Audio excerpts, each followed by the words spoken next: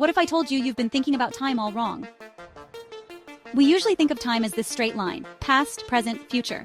You wake up, eat breakfast, go to work, and tick off moments one by one. But physics tells a different story. According to Einstein's theory of relativity, time isn't this fixed, universal thing. It's flexible. It bends and stretches based on where you are and how fast you're moving. Here's a wild example. If you took two identical clocks and left one on Earth while sending the other into orbit at high speed, when you brought them back together, the clocks would show different times. This actually happened with the Haffel-Keating experiment in 1971. They flew atomic clocks around the world on commercial planes, and sure enough, the times didn't match up. The faster you move, the slower time ticks for you. This means that if you run, for example, you're literally slowing down the ticking of time. But it gets even stranger. Some physicists argue that our linear experience of time might just be an illusion. In the world of quantum physics, particles don't seem to follow a tidy timeline. Instead, they exist in a state of probability, past, present, and future all blurred together. It's only when we observe them that they seem to snap into a definite state.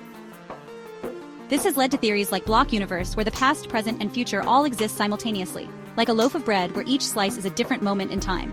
We only experience one slice at a time, but the whole loaf is already there.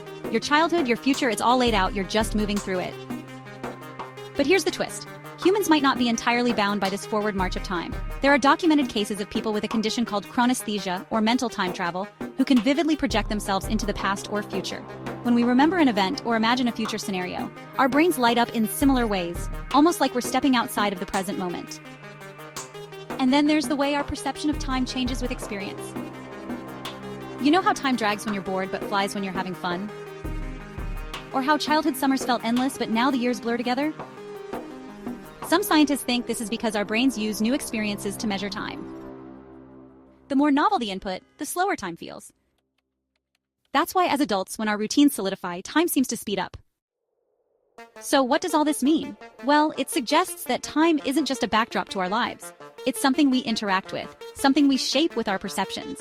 And if we can hack our experience of time by seeking new experiences, by being present, we might just be able to stretch those fleeting moments, making life feel a little fuller, a little longer. So next time you feel like time's slipping through your fingers, remember, time is weird. And maybe, just maybe, you have more control over it than you think.